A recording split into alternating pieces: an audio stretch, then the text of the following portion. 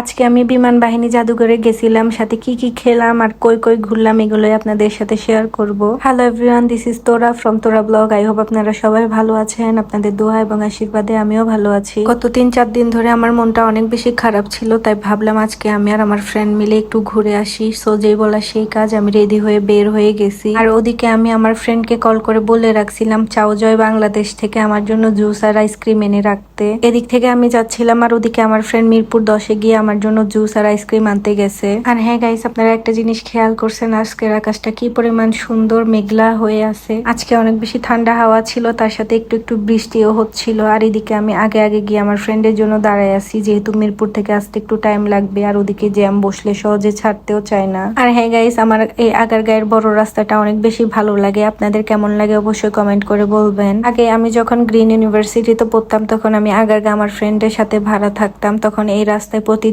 ফ্রেন্ডের সাথে আড্ডা দেওয়া হতো। একসাথে 3-4 জন মেয়ে ফ্রেন্ড মিলে ছবি তোলা, ভিডিও করা, ঘোরাঘুরি করা। আসলে ওই সময়টা অনেক বেশি মিস করি এখন। আর এদিকে আমার ফ্রেন্ড আসতে দেরি করতেছিল, তাই আমি হাঁটাহাঁটি করতেছিলাম আর এই সুন্দর ফুলটা দেখছিলাম, তাই একটু ভিডিও করে নিচ্ছিলাম। এই ফুলটাকে আপনারা কারা কারা চেনেন অবশ্যই কমেন্ট করে বলবেন। তো ফাইনালি আমার ফ্রেন্ড চলে আসে আর আমরা দুজন মিলে বসে বসে জুস খাচ্ছিলাম। যদিও জুসটাতে বরফ সব গলে গেছিল, তাই একটু পানি পানি লাগতেছিল, বাট খেতে মজা ছিল। আর এই যে এটা হচ্ছে আইসক্রিমটা, এটাকে দেখলে কে বলবে আইসক্রিম, এটা পুরো জুস হয়ে গেছিল, মানে যাতা একদম। আমার খেয়ে একদমই মন ভরে নাই। আর হ্যাঁ, এখানে আমার ফ্রেন্ডকে না দেখানোর রিজন হচ্ছে আমার ফ্রেন্ড যেহেতু বাঙালি, এখানে আমার ফ্রেন্ডকে দেখলে অনেকে অনেক ধরনের মন্তব্য করবে, তাই আমি হচ্ছে স্কিপ করলাম আমার ফ্রেন্ডকে। আর এখন আমি আর আমার ফ্রেন্ড মিলে যাচ্ছি বিমান বাহিনী জাদুঘরে। আজকে প্রায় 1 বছর পরে আমি বিমান বাহিনী জাদুঘরে যাচ্ছি। আই ডোন্ট নো ওখানে কি কি চেঞ্জ হয়েছে। আমি যেহেতু আমার নিজের পার্সোনাল লাইফ, আমার ফ্যামিলি, আমার পড়াশোনা সবকিছু নিয়ে বিজি থাকি, তাই একদমই ঘোরাঘুরি করা হয় না। আজকে অনেকদিন পর বিমান বাহিনী জাদুঘরে গিয়ে আমার অনেক অনেক ভালো লাগছে। ওখানে অনেক অনেক অ্যাক্টিভিটিস ছিল, যদিও আমি একটাতেও উঠি নাই। বিশেষ করে বাচ্চাদের জন্য অনেক অনেক রাইড ছিল।